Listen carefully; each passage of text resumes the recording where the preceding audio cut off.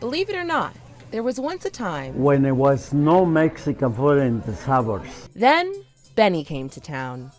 I started this company in 1985. After that, it's a history.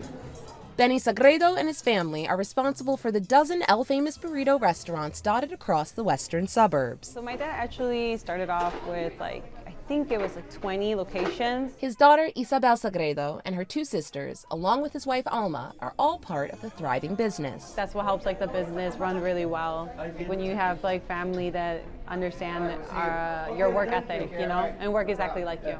And can support you when things take a turn for the worst.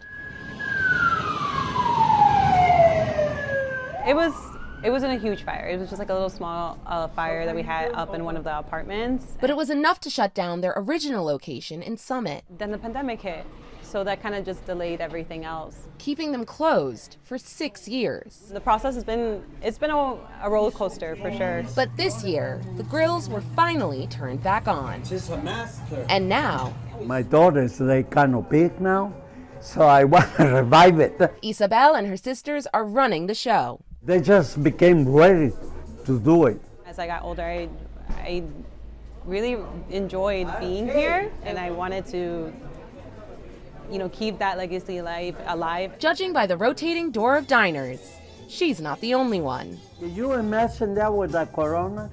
And Benny in all of this. It's an advisor. But I'm still working, that's what. After nearly 40 years of doing business, I don't know, I'm going on vacation.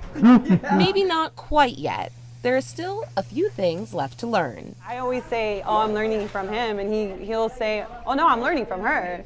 For these two, it clearly goes both ways. Good thing that I have my daughters, that especially the Isabel. Jamaica Ponder and Summit, CBS News Chicago.